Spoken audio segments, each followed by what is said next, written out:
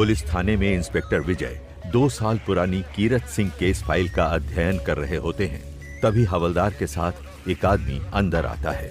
जय हिंद सर, ये मदन सिंह हैं, इसी गांव के रहने वाले, आपसे मिलना चाहते हैं। बैठिए, बताइए बात क्या है। साहब, मैं आपको कीरत सिंह के बारे में कुछ ऐसी बातें बताना चाहता हूँ जो बस मुझे ही पता है। मैं नहीं जानता ये बातें आपके कितने काम आएंगी।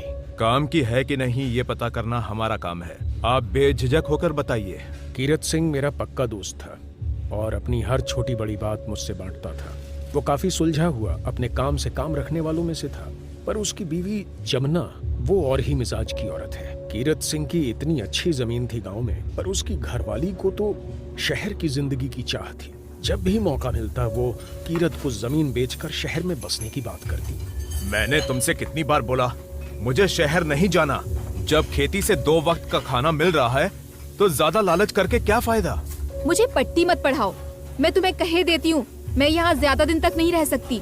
आए दिन उन दोनों में जमीन को लेके झगड़ा होने लगा। कीरत को शराब पीने की आदत पहले इतनी नहीं थी, पर अशांति की वजह से अब वो काफी ज्यादा पीने लगा था। रोज रोज की खिटपिट से तंग आके कीरत सिंह अब खेत पे ही ज्यादातर वक्त बिताने लगा था। मैंने उसे अपनी घरवाली से बात करने को भी कहा, लेकिन कोई फायदा नहीं हुआ। उस बेचारे को तो भनक भी नहीं थी कि उसकी पीठ पीछे उसके घर पे क्या चल रहा है। क्या मतलब?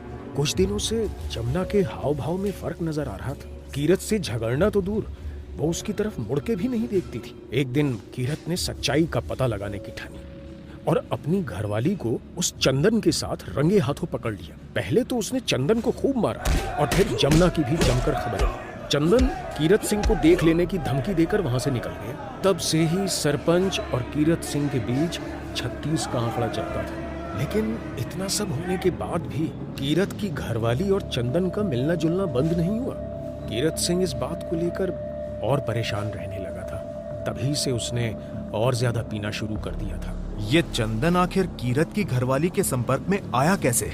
ये सब उस मुई जमीन के कारण। चंदन कीरत सिंह के घर आया था जमीन को खरीदने की बात करने, लेकिन कीरत ने साफ मना कर दिया। पर उसकी घरवाली ऐसा मौका कहाँ जाने देती।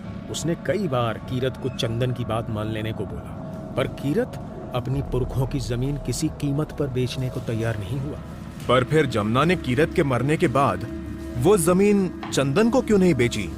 वो चाहती तो चंदन को मुंह मांगे दाम पे बेच सकती थी, तो उसने इतने घाटे में हरिलाल को ही क्यों बेची? ये तो मुझे भी समझ नहीं आया।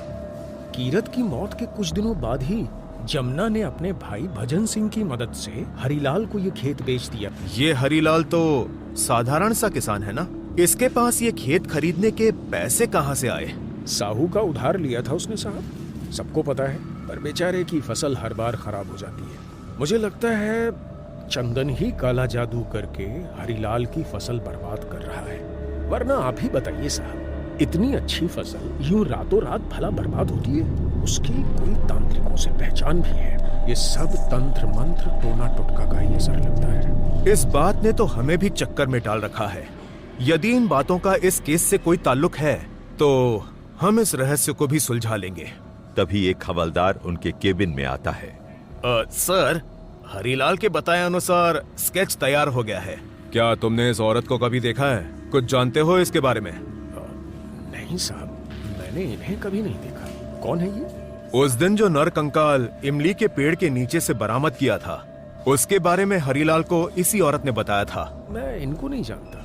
वैसे मेरी आपसे एक गुजारिश थी, जो मैंने आपसे बोला है वो सब आप किसी को मत बताइएगा, वरना वो चंदन मुझसे भी दुश्मनी पाल लेगा। मुझे लगता है कीरत किसी दुर्घटना में नहीं मरा, उसकी मौत के पीछे भी चंदन का हाथ है।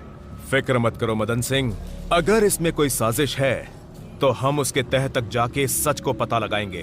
तुम निडर होकर जा सकते हो, इस पे भी नजर रखना। जब तक ये केस सुलझ नहीं जाता, हर एक व्यक्ति हमारे शक के घेरे में है। कुछ देर बाद इंस्पेक्टर रिकॉर्ड रूम में कीरत दुर्घटना केस की फाइल पढ़ते हैं। तभी उन्हें ऐसा लगता है कि कोई खिड़की के बाहर उनको छिप कर देख रहा है।